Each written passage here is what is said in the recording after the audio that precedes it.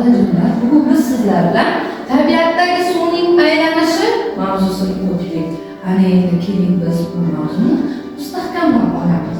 Mustahkamlash uchun biz sizlar bilan bankomat metodi va shu bilan birga yomg'ir tomchilari metodini foydalanib mustahkamlaymiz. Buning uchun biz hozir xohlovchi o'quvchilardan chiqib bankomatga plastik kartani solasiz. Xo'pmi? Chek chiqadi. Chekdagi berilgan savolga to'liq javob bersangiz, siz bankomatdan pul necha olasiz va shu bilan birga mendan rabat kartochkasini olasiz. Agar savolingiz to'liq bo'lsa, javobi yoki noto'g'ri bo'ladigan holatda siz faqatgina mendan rabat kartochkasini olasiz. Bankomatdan esa pul necha olmaysiz. Bankomat sizga pul bermaydi.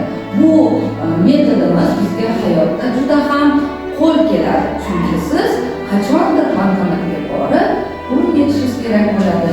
Naqd pul kerak bo'lgan vaqtda mana shu metodni eslaysiz. Tayyormi? Bu savollarga javob berishimiz. Hop, qani kim o'zini sinab ko'radi? Hop, sevinch qizim chiqingchi, qo'l ko'taramiz. Faqatgina bankomatga boryapti. Sevinch bankomatga keldi.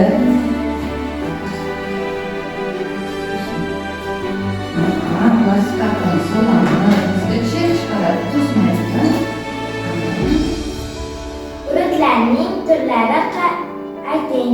Bulutlarning turlari: pag'a bulut, qatqat bulut, quyuq qora bulut. Barakallah. To'g'ri. Hop, yaxshi. Keyingi savolga kim chiqadi? Hop, chiqing. Mana sizga rahat kartochkasi.